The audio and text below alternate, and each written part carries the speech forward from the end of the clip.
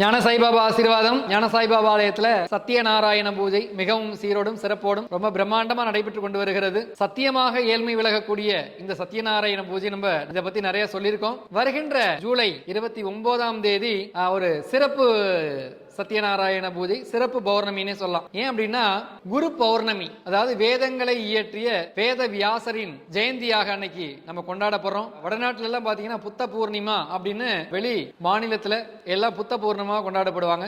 நம்ம தமிழ்நாட்டுல குருவுக்கெல்லாம் குருவாக விளங்கக்கூடியவர் வேத வியாசர். 4 வேதங்களை இயற்றியவர். ஒரு வழிமுறைகள் இப்படிதான் நம்ம வாழணும் அப்படின்னு அந்த வழியை வகுத்து கொடுத்தவர். நம்ம சாய்க்கெல்லாம் குருவாக இருக்கக்கூடிய குருமார்களுக்கெல்லாம் குருவாக விளங்கக்கூடிய வியாச குருவோட நாள்ல ஜெயந்தி அன்னைக்கு நம்ம சத்தியநாராயண பூஜை ஞான சாய்பாபா ஆலயத்துல 2 முறை பண்ண போறோம். அதாவது காலை 9 மணி அளவிலும் மாலை 6 மணி அளவிலும் இந்த சத்தியநாராயண பூஜை இங்கு நடக்க இருக்கிறது.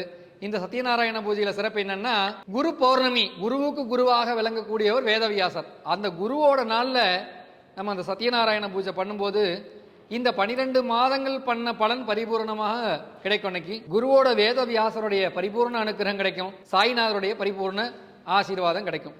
ஓம் ஸ்ரீ சாய் சர்வதாராய நமः.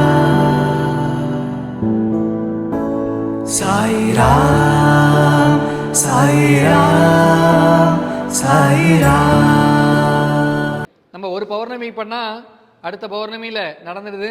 இந்த போன பௌர்ணமிக்கு வந்தாங்க, வீசா கிடைக்கணும்னு வேண்டினாங்க, வீசா கிடைச்சிருச்சு. வேலை கிடைக்கணும் வந்தாங்க, வேலை கிடைச்சிருச்சு. கடன் வாங்கிய கடனை திருப்பி கொடுக்கணும் அப்படின்னு வேண்டிட்டு பண்ணாங்க, திருப்பி பணத்தை கொடுத்துட்டு போயிட்டாங்க. அது மாதிரி கல்யாணத்துக்கு ஒரு பையனுக்கு ஒரு 32 வயசு ஆயிடுச்சு, கல்யாணம் ஆகலை அப்படின்னு சொல்லி இங்க வேண்டினாங்க. ஒரு பௌர்ணமிக்கு மாலையை போட்டு அவர் சத்தியநாராயண பூஜை பண்ணுங்க.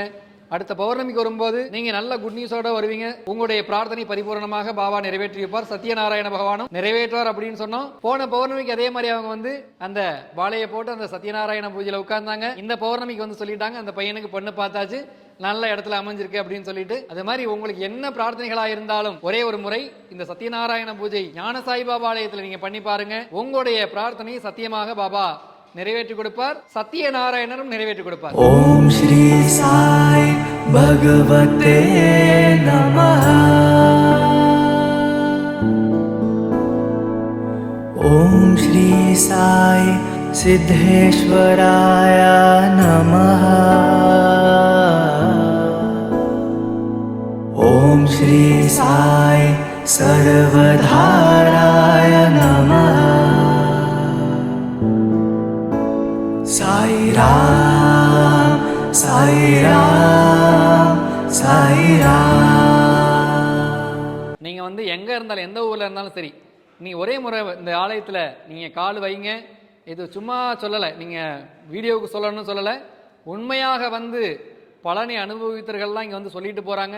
ஒரே முறை வாழ்க்கையை மாற்றக்கூடிய இந்த இடம், அதான் பாபாவை காது கேட்கும்னு சொல்லுவோம். சத்தியமாக நினைத்த காரியம் நடக்கும். ஏன்னா அடிக்கடி சத்தியம் சத்தியம் அப்படி சொல்லணும். அது மாதிரி ஒரே ஒரு முறை நீங்க இந்த குரு பௌர்ணமி நாள்ல சத்தியநாராயண பூஜை பண்ணுங்க.